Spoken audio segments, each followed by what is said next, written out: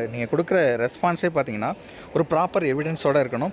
At the same time அது வந்து அப்படி இல்லாத பட்சத்தில் அது எல்லாமே சம்மர்லி இட் வாஸ் ரிஜெக்டட். ஸோ இந்த ட்ராக்கர் வந்து எப்போ லைவில் இருக்குன்னா 27/3/2025 6 மணி இந்த டயத்துலேருந்து உங்களுக்கு வந்து லைவில் இருக்கும். ஸோ ப்ரொசீஜர் என்ன ஃபாலோ பண்ணணும், டவுன்லோடுக்கு என்ன பண்ணணும் ரெஸ்பான்ஸ் ஷீட்டுக்கு அப்படிங்கிறத சொல்லிடுறோம். டவுன்லோடு வந்து ப்ரெஸ்கிரைப் வெப்சைட்டில் உங்களுக்கு என்ன ப்ரொவைட் பண்ணியிருக்காங்களோ அந்த வெப்சைட்டில் நீங்கள் டேரெக்டாக அதை கிளிக் பண்ணுங்கள். அதே மாதிரி enter application registration number and enrolment அப்படி நம்பர் இந்த ரெண்டையும் போட்டு உங்களுக்கு ரெஜிஸ்ட்ரேஷன் ஃபீல்டில் டேரெக்டாக நீங்கள் கிளிக் பண்ணுங்கள்.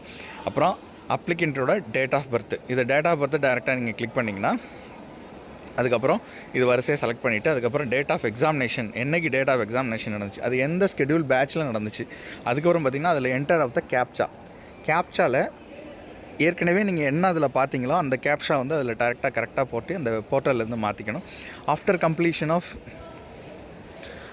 ஓடி ஒன் டைம் ரெஜிஸ்ட்ரேஷன் ஃபார்மில் நீங்கள் அதுக்கப்புறம் கொடுத்ததுக்கப்புறம் you have to click submit button. அதுக்கப்புறம் சிஸ்டம் வந்து உங்களுக்கு ஓடிபி உங்களுக்கு ஜெனரேட் பண்ணும். ரிஜிஸ்டர்ட் மொபைல் நம்பர் என்ன கொடுத்தீங்களோ அதில் ஜெனரேட் ஆகும்.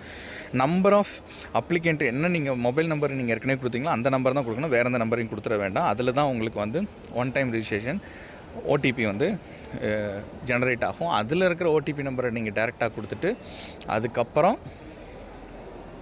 டேரெக்டாகவே நீங்கள் இதை ஓடிபி வெரிஃபிகேஷனை கொடுத்துட்டு இந்த சிஸ்டம் வந்து உங்களுக்கு அது வந்து ஒரு ஓடி லேண்டிங்கில் பேஜ் அப்படின்னு சொல்லுவாங்க, அதை வந்து அதில் கொடுக்கும்.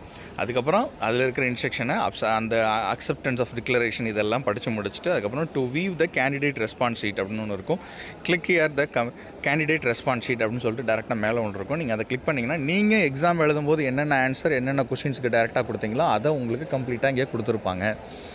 இதை கிளிக் பண்ணதுக்கப்புறம் raise the objection in the given field அப்படின்னு சொல்லிட்டு கொடுத்துருப்பாங்க. அந்த இதை டேரெக்டாக நீங்கள் கிளிக் பண்ணிக்கலாம். அதுக்கப்புறம் பார்த்தீங்கன்னா upload the supporting document, click and save and sub.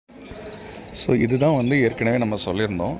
இந்த மாதிரி நீங்கள் டேரெக்டாக கிளிக் பண்ணிங்கன்னா உங்களுக்கு இந்த இதுக்கான ப்ரூஃப் வந்து நீங்கள் டேரெக்டாக பார்த்துக்கலாம். ஸோ இதே வந்து ஏற்கனவே பத்திரிகை செய்தியாகவும் இதே தான் சொல்லியிருந்தாங்க. மாநில தகுதி தேர்வு செட் எக்ஸாமினேஷன் யூஜிசி வழிகாட்டு நெறிமுறைகளின்படி டீச்சர் ஆசிரியர் தேர்வு வாரியம் வந்து இதை நாங்கள் நடத்துகிறோன்னு அடாப்ட் பண்ணிக்கிட்டாங்க. அடாப்ட் பண்ணதுக்கப்புறம் அதுக்கான குழு நியமித்து அதுக்கான விஷயங்களை எல்லாத்தையும் ப்ராப்பராக செஞ்சு according to the UGC regulation படி உத்தேச விஷயங்களை ஸ்டார்ட் பண்ணி அப்புறம் எக்ஸாமுக்கு டேட்டை வந்து மார்ச் 6லேருந்து 9 வரைக்கும்னு சொன்னாங்க. நடத்தி முடிக்கப்பட்ட இந்த உத்தேச விடைக்குறிப்பு மார்ச் 13ஆம் தேதி 2025 அன்றைக்கி வெளியிட்டாங்க. ஸோ தேர்வர்கள் இதில் வந்து ஆட்சேபனை ஏதாவது தெரிவிக்கலாம் அப்படின்னு சொன்னாங்க. எக்ஸாம் நடத்தி முடித்து 4 நாளுக்குள்ளேயே வந்து அதுக்கான ஆன்சருக்கு இது கீ கொடுத்ததாக இருக்கட்டும். அதுக்கப்புறம் தேர்வர்களிடம் வந்து பல்வேறு வழிகளில் பெறப்பட்ட கோரிக்கைகள் குழுக்கள் இதெல்லாம் வந்து பரிசீலிக்கப்பட்டு இதன் அடிப்படையில் தான் தொழில்நுட்ப பிழை காரணமாக டெக்னிக்கல் எரர் தான் இதில் நடந்துச்சு. உத்தேச நாங்கள் டென்டேட்டிவாக